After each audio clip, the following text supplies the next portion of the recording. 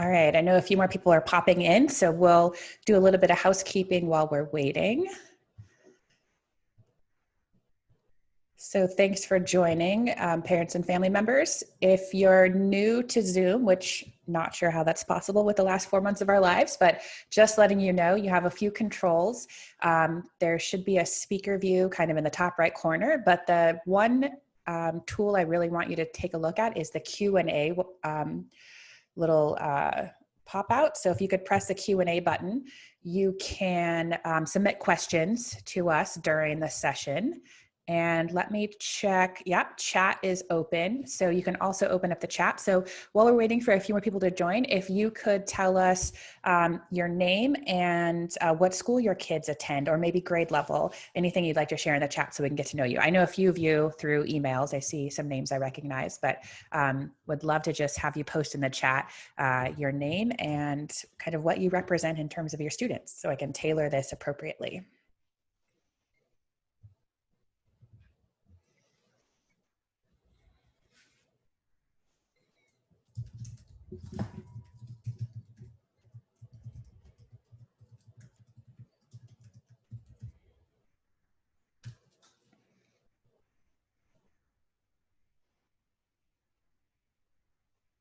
Thank you.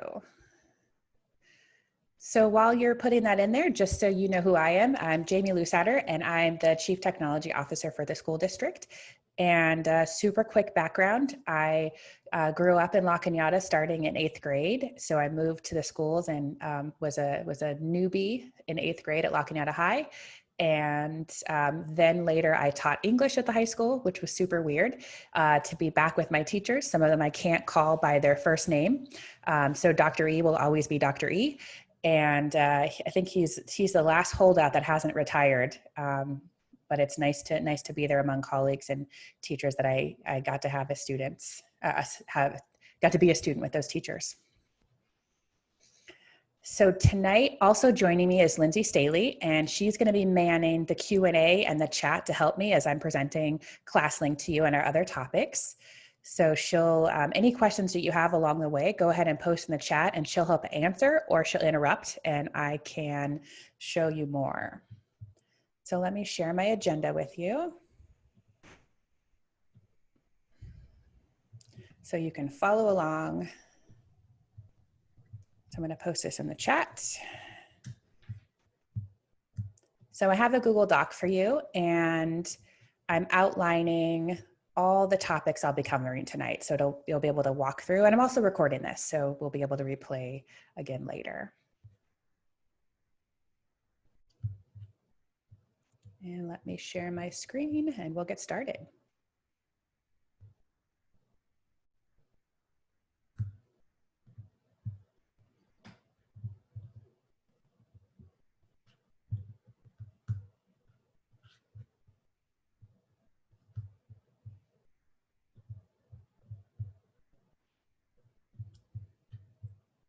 Just have to move windows around. There we go.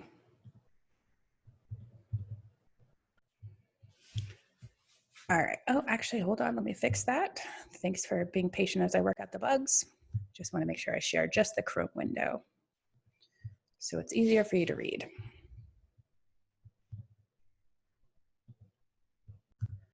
There we go. Let me enlarge this a little bit. All right, so I'm super excited that we're back for another round of PTA 2.0, our Parent Tech Academy. It's a little odd not having parents in front of us in the IRC. That's typically how we held these sessions. So if anybody's returning this year, thank you so much for joining and adapting to our new way of rolling this out. We have 4 topics that we're presenting this year that I sent out in the email. And the first one, based on kind of timing of summer and votes from parents from the tech survey, is ClassLink. And this is really our hub for all things in the district. We launched ClassLink about 3 years ago when we started to see a rise in digital resources. And I'm sure you've experienced your own frustration levels with kind of remembering passwords and tracking all the ways to log in to get to all of your things. So ClassLink was a tool that we were hunting for to really find a way to help the students kind of manage all the things that were digital.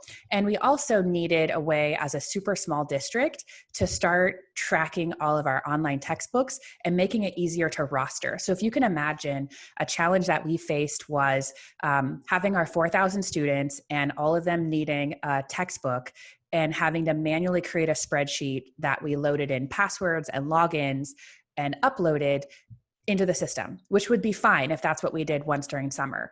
But imagine new kids enroll, students leave, students move classes, students may switch teachers, students may even switch schools, all happening throughout the school year. And anytime that happened, that would be manual work that the tech department could do, which wasn't a problem. But we noticed there was an extreme lag in between when we could deliver that to students. And so we really wanted to work on two things. We wanted to make sure kids could get to their stuff much faster, so they were ready to go when school started or when they arrived in school. And also we realized there were a lot of different logins, and we wanted kids to have a way to have one place to log in.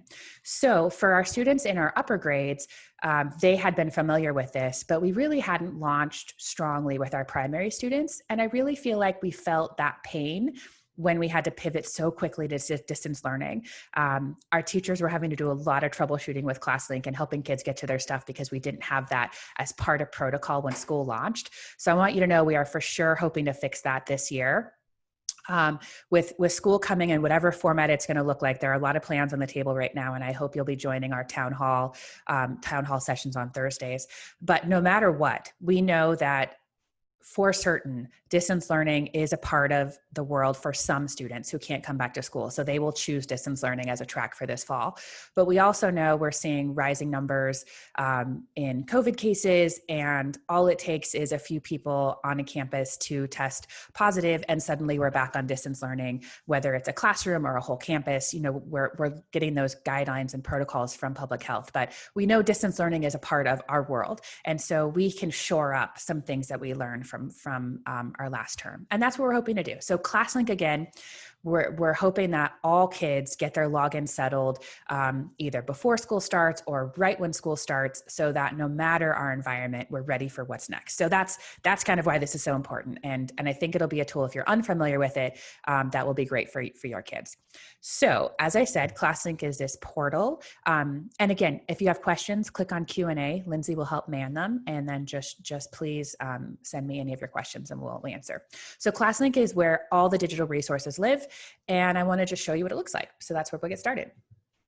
So let me back up to show you, actually, just kidding. I'll follow my own agenda, tour time, and then logging in. So once you log into ClassLink, it has a very familiar look for anybody that's had an iPad or a smartphone.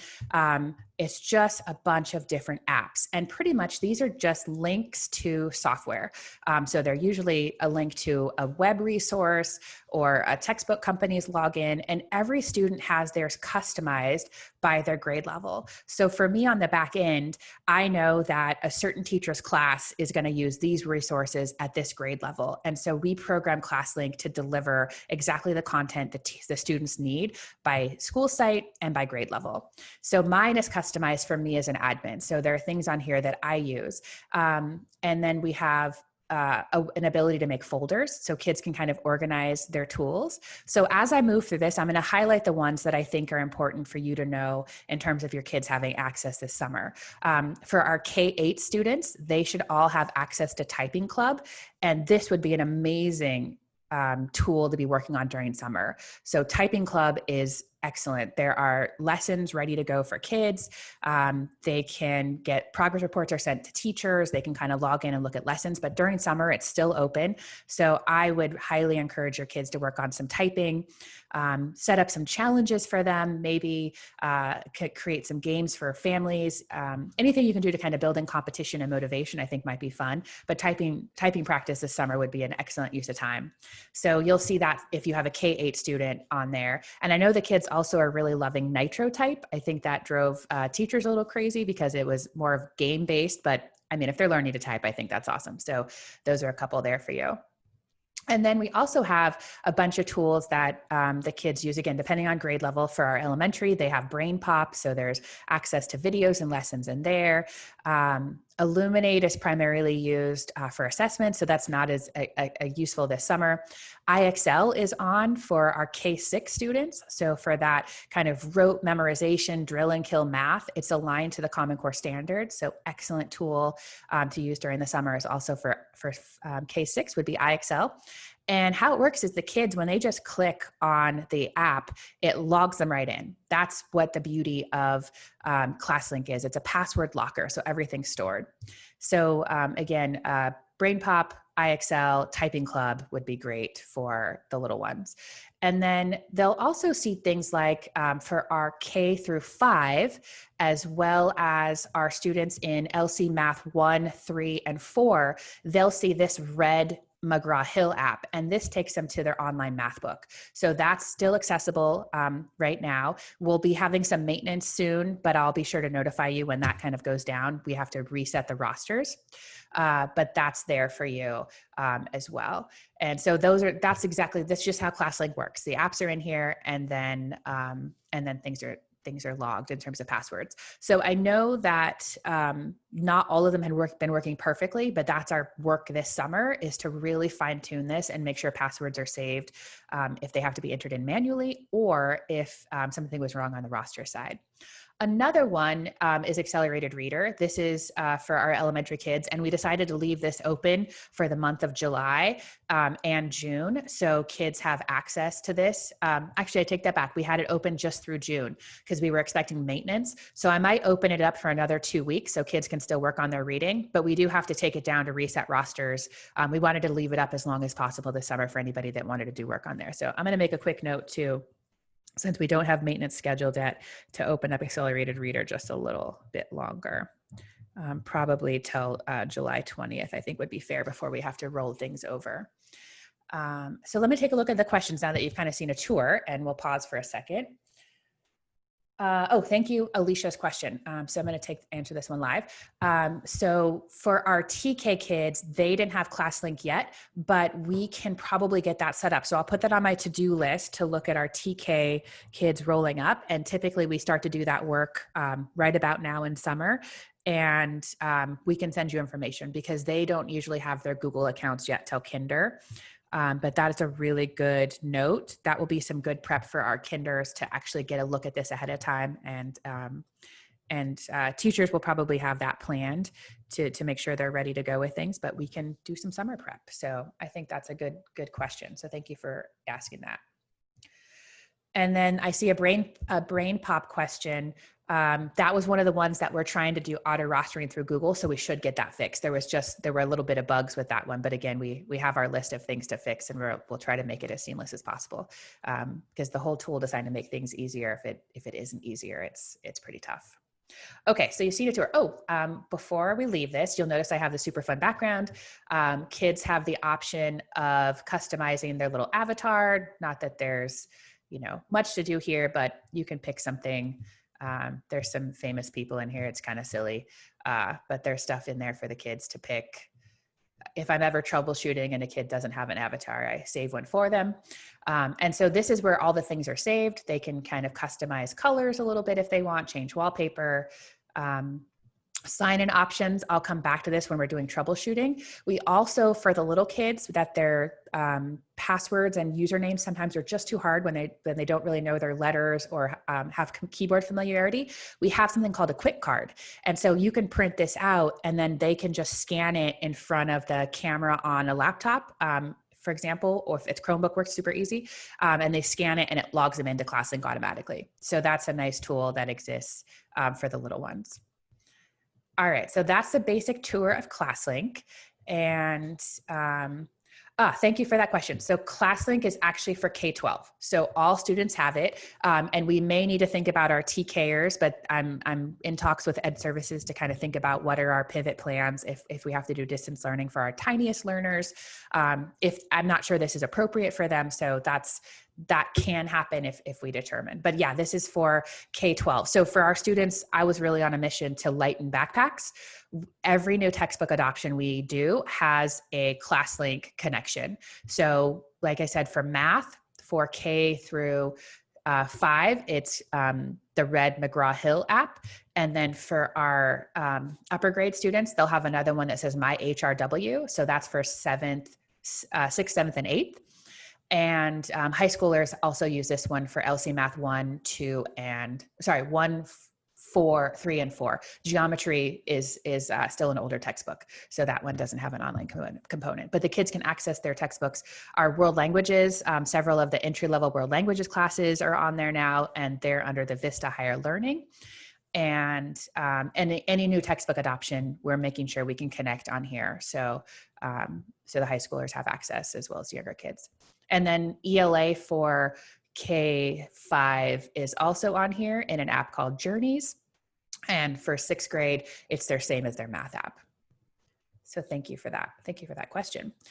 All right, so logging in. This is where we saw some of the pain points this past term, and we have some ways to kind of help you. So there's just a couple things that cause a little bit of grief. So ClassLink uses an extension, and if you sign into Chrome, the Chrome browser, and you've downloaded the ClassLink extension, when you go to sign in, it will, that's how the magic works. That's kind of the back end piece of it. So you really just have to hit that sign in with Google button. On a Chromebook, it's the easiest. The kid signs into the Chromebook, they go to classlink.lcusd.net and hit sign in, done. There's nothing else that has to happen. Occasionally their Google account isn't connected, and I have a guide to show you, but just so you have an understanding of this. The kids have to just click connect Google button here, and then that sign in the Google button works. So that's one of the troubleshooting, but I do have a link for you right here, kind of on how to make this work. So I see, thank you for this question about the extension if you have multiple kids. We have a guide for you on how you toggle between. So as long as the extension is installed, when you click here on your icon, as long as everybody's signed in, you can hit add another account, and the kid switches over to the other Google account, and then ClassLink follows and does everything there. But I have a guide for you there. Let's see. Let me show you where those live, just so you have them. So we have all of our help guides stored at help.lcusd.net. This is a great place to go when troubleshooting. Let me post this in the chat for you, so you have a copy. And this is how you get help anytime. So you can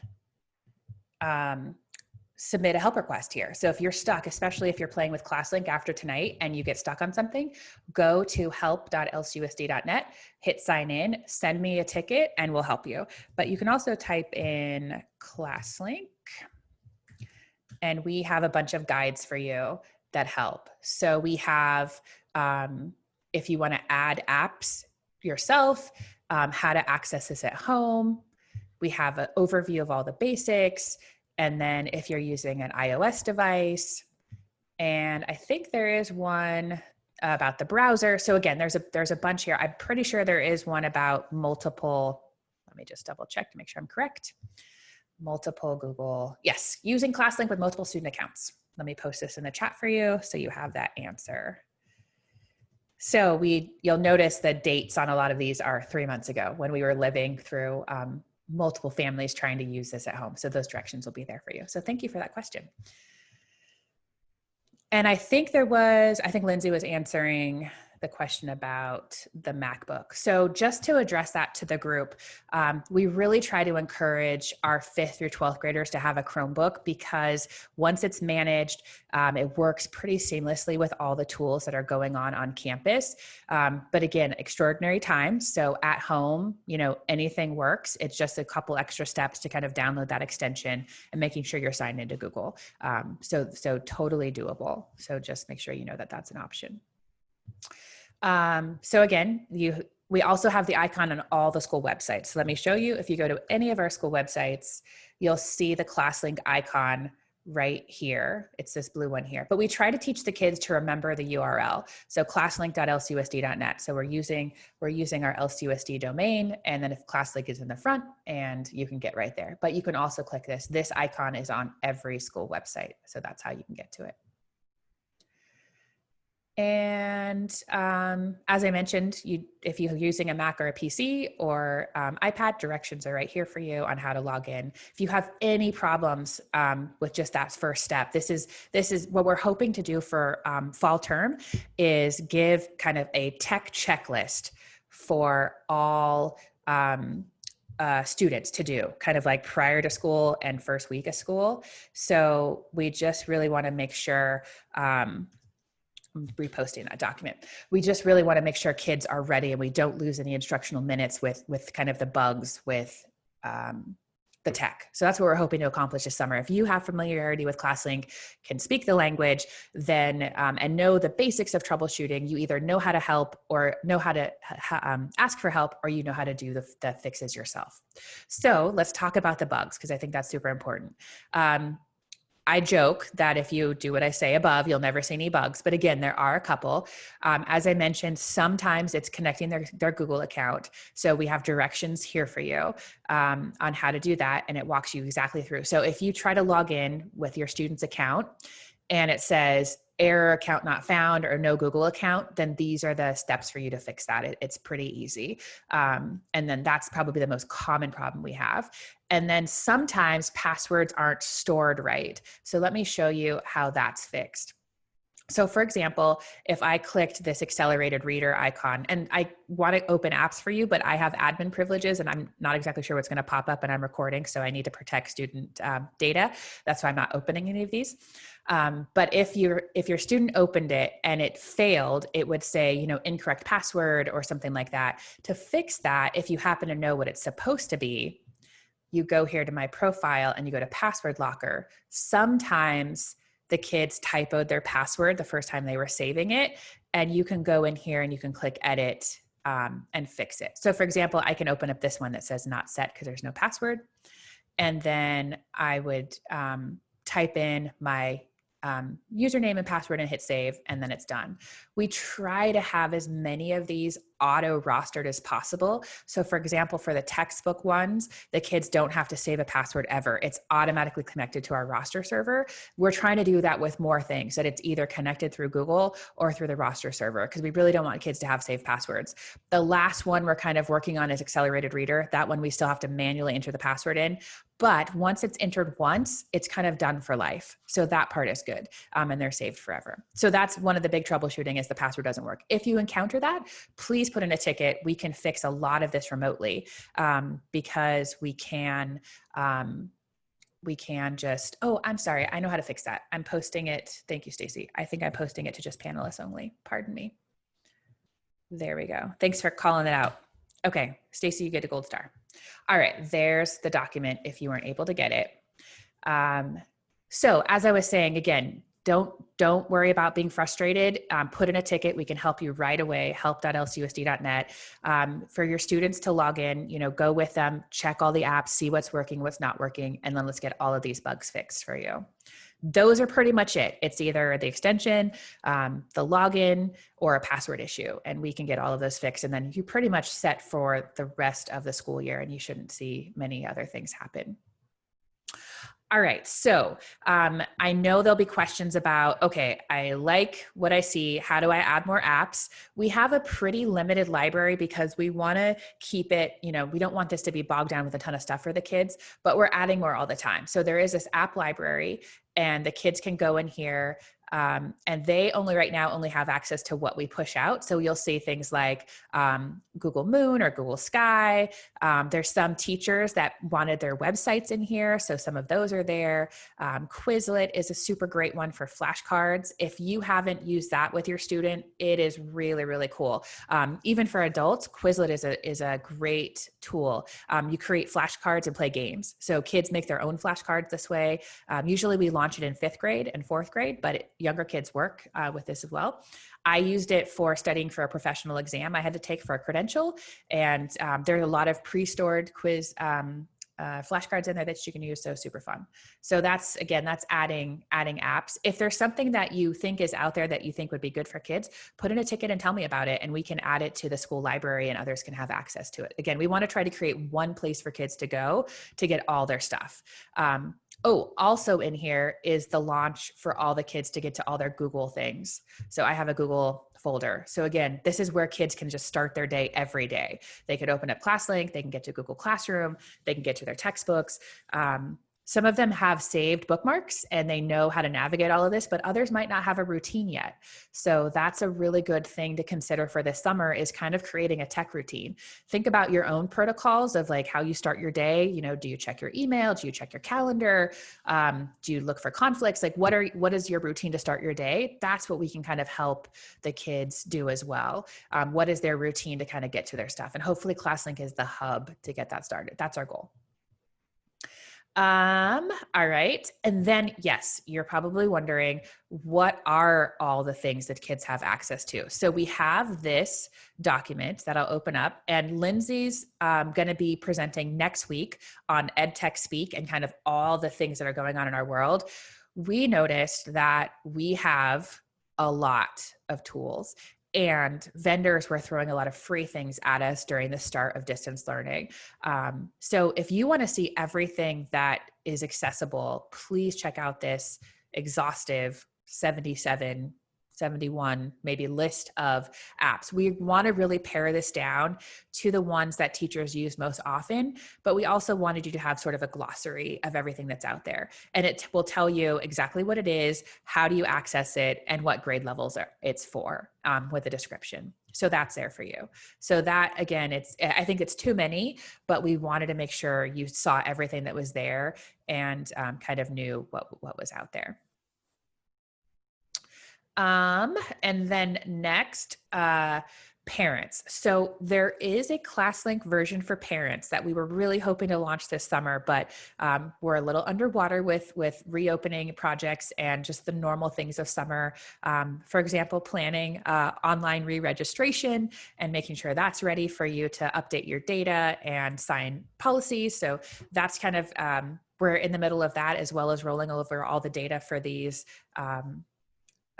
software apps to make sure everything works for fall. So we hope to launch ClassLink for families, but we haven't yet. So we see the same need for you to have all of the stuff that you need to access for school in one place. So we're working on it. So just know that it's on the roadmap, but we haven't quite gotten it planned completely yet, but it's coming soon. And what I also promised you tonight is some ideas for kids getting ready for fall. And so I really want to make sure we spend some time on that. So before I go into this section, I want to see if there's any questions. I think Lindsay is handling everything. That's awesome. Okay, so what can you do now? I know there are concerns from reading your survey response questions about, what are you worried about for fall? And it's that fear of kids being ready. So there were two questions that I saw in the surveys that I can take a moment to address. A lot of parents were asking about, is there going to be a choice for students to be online 100% of the time? And yes. So I checked with our superintendent before my session tonight and just got her permission to make sure everybody knows that if your family needs your student to be on the distance learning track for fall, that is 100% an option. And also, we have been spending time really kind of reworking and reimagining how to kind of improve some of the pain points that we saw. So know that we are working on trainings with teachers and conversations about consistency and access, and just trying to make adjustments, because we know that this is so important and this will be a reality for some of our students. If you saw the survey results that I posted on our website, just to give you guys a quick tour, under the district website, there's a reopening link here that may have been in Wendy's emails if you saw them. And this is kind of showing everything we're planning for reopening. We also have all the survey results here. So we wanted to make sure you were seeing responses. So early numbers from parents were saying things like 20% of them were going to keep their kids home from school. So we know that that is a large portion of our population, and we have to get distance learning right.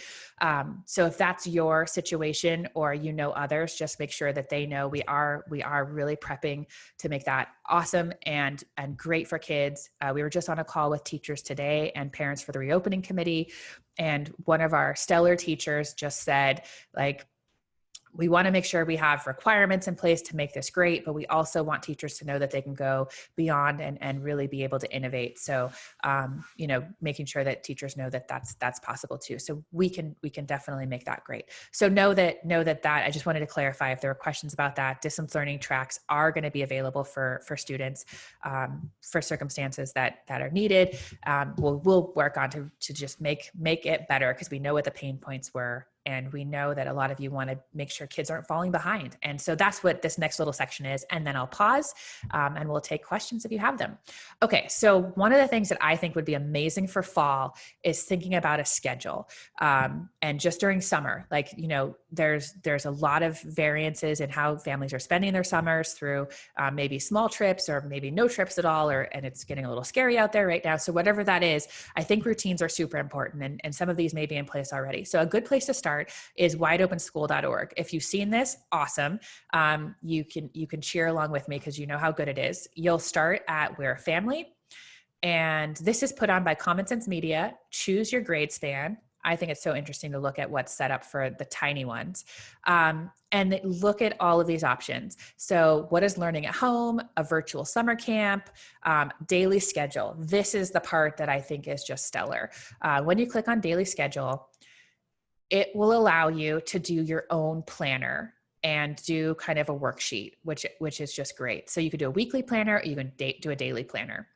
They also have learning at home, which I think this is awesome. It kind of walks you through, things that you may need to know. So this is a little bit of PD for you and kind of what the kids are doing. So I think that's great. And again, by subject matter. So you can go through life skills, super important, taking this time right now. And there are all these things that the kids can be doing. So really, really interesting things. So this is a great place to start. So that's my kind of plug for Common Sense Media and wideopenschool.org. So really start there to kind of look at the resources. And maybe one part of the schedule is, okay, we go there, we pick one activity. And then I wanted to just give you a little bit of instruction on motivational theory. So when we think about teaching and learning for our students and our teachers, there are three really strong components to make it work. So that's autonomy, mastery, and relevance. So again, this is my 60-second lesson for you. So autonomy, do we have choice in what we're doing? If yes, we are super motivated. No choice, then the interest levels drop. If we have the sense of feeling successful, are we going to master what we are working on? Then our motivation is going to go up. If we feel that this is like insurmountable, obviously motivation goes down. I want to really highlight that we have a lot of gifted, super smart, both students and parents in our community. And there have been some interesting studies showing that gifted students really don't like to try anything they're not good at. And so when they encounter something that's a challenge for the first time, they shy away from it, and it really sometimes shuts down their experiences. So know that with this mastery component, a baby step, like setting milestones for a student learning to type. The first time they try it, it's tremendously hard. I think about my niece today. I was FaceTiming with her and she was playing Crossy Road on the Apple TV. And she told me, she's like, oh, this is so boring. And then my brother grabbed the phone and he goes, by boring, she means difficult, because she keeps dying in the middle of the road. So again, when it's hard to accomplish or there isn't a quick win, kids can lose interest. So again, with mastery, really think about baby steps. What are some easy ways they can kind of see success? So celebrate those milestones. And it's really helpful. And then relevance. Why am I doing this? Why is this important? So think about your high school student sitting in a class that they really don't feel like they're doing well at. They don't know why they need to be teaching it. And they had no choice to be there. So think about that learning experience. But what we talk to our teachers about is if you can tweak a couple of these, like let's say you can't change that the student doesn't have a choice to take a certain class, you can give them choice within the class. So even with your students, when you're building schedules, think about what choices can you give them when you're building the schedule? So having a schedule is not a choice, but what we put into the schedule can be a choice. What are some milestones that they can succeed in? Build those in. And then why is this important? Make sure they know. I remember when I was teaching at the high school, a lot of my students, we would have debates over busy work. And busy work is defined by students but it's things that they don't see that it's important and it's wasting their time. The minute I would explain why I thought it was important, and if I could sell it really well and convince them, it was no longer busy work. So it's always perspective. So I think, again, that's my 60 or 180-second speech on motivation theory to really help you with your students thinking about summer planning. If you like these concepts and want to learn more, check out Drive by Daniel Pink. He has a TED Talk that's, I think it's an animated one, as well as an in-person one that will really share more of those ideas. So check that out. And then my last kind of tip for you is looking at Pinterest or even just Google blank summer schedule for kids. And let me just show you. This again it's the prep for fall, and that schedules are coming back. And you can quickly see there are tons of options. I'm going to click images, and lots of things on here to give you ideas. Don't try to start from scratch. If you're the super color coded parent, awesome. You probably already have a plan. If that's not you, grab one of these and, start with a day, start with a week, just really get, whatever you think your kid can handle. And then put some things on there from the practice. So, you could have, one day could be kind of like a techie day where they're working on typing. Another day could be reading. However you want to do that. I think having that summer schedule, and having the kids think about what they're most interested in, what they can learn. And I think that would be a really good experience. All right. And then we're about to wrap up in terms of content that I have for you. And then you're going to be able to ask us any questions that you have. So next week, we are going to do EdTech Speak, and that's going to be the most used apps at school and kind of the language of technology. We want to make sure you know the words that are going to be coming home, but also know we're doing this work with our teachers too. We can do a better job making sure the kids know how to use the tools before the teacher assigns them. And that's just something that, we've been working on for a while, but we can do it even better. So we're hoping that in the first couple weeks of school, we embed some of the social, emotional, and relationship building experiences with tech training so that kids, again, we just want to be ready, whatever the day brings us in terms of perhaps a quick pivot to shutting down. We want to make sure the kids are not going to miss anything when that email comes out, if it happens.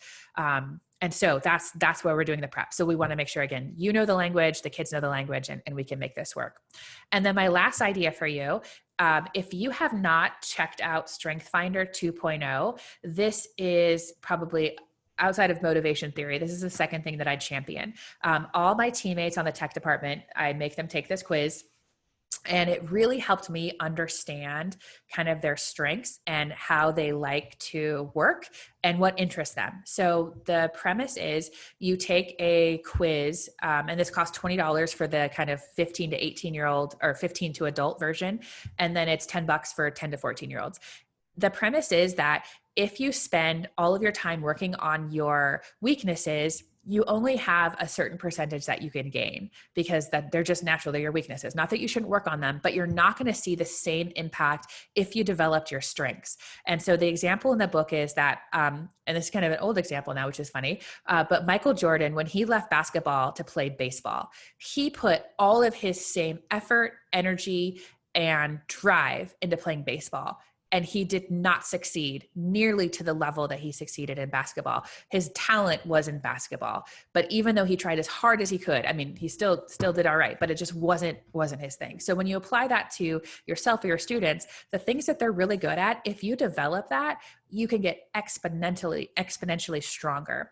So this is an amazing, again, summertime activity when it's almost like somebody reveals things about you that you didn't quite know anybody knew. So a way to explain it is my strengths are achiever, which is, I think, obvious to anybody who knows me, learner. I'm obsessed with new things. And the learner strength is kind of funny. It doesn't mean that you go in depth, that it tells you like the downside of it, but it means that you're constantly learning and you love new things. So when I got the results that I was a learner, I got kind of the gut check of like, yeah, but do you learn in depth? Do you stick with something? And so that's something I can work on. So I know I'm strong in learning and I need to work on going in depth. And then positivity, absolutely. I'm the most positive person. I can put a positive spin on anything. Restorative, and that one means that I like to fix things, which is great that I'm in the tech world because that's my life. And then adaptability, also very appropriate. So you get these 5 strengths and then it tells you a little paragraph about them and what to to do to improve them. So for Achiever, to capitalize on this strength, I make a list every day with my, I'm not sure if you can read this, but just so you see my post-it note, I make a list every day with the things I need to accomplish. And oh my gosh, my productivity and my ability to focus skyrocketed once I got that tip from StrengthsFinder. This is for your personality type. This is going to help you succeed. It was amazing.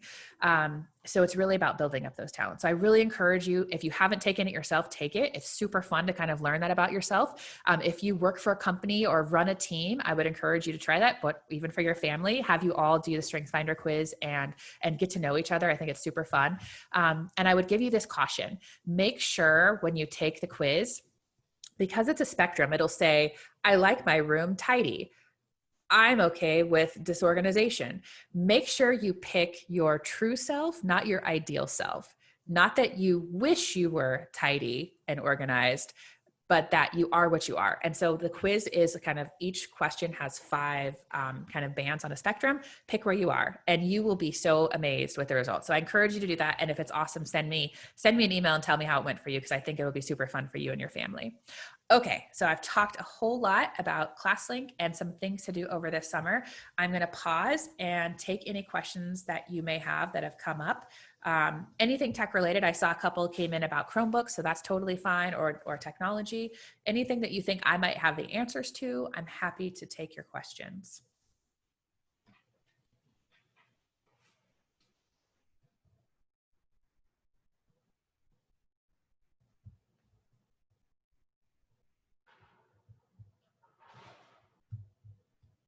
All right, I'll let you keep thinking. I'm good with that. Lindsay, is there anything that I missed that I need to add, or I can take a look at the questions and the ones that were answered and see if there's anything else I can elaborate on? I don't think there's anything that you missed, certainly not about ClassLink or about anything for this summer. There was one question that I could not answer with certainty, and that was simply about Chromebook pickup at the high school. Would that be during that student's grade level registration? Most likely, we are in the works of planning that, and we will be sure to email that out as soon as we have those dates. So thank you for that note, and that'll be coming out soon. Great, thanks for clarifying. Yeah, no problem. And if it's something that you need now, that you want your kid working on things early, just put in a tech ticket and we can arrange an early pickup. It's not a problem. If you think it would be beneficial to have it during summer, we did have some families keep them over summer. We wanted to get as much back as possible to do inventory and cleaning. But if there's something you need now, please reach out.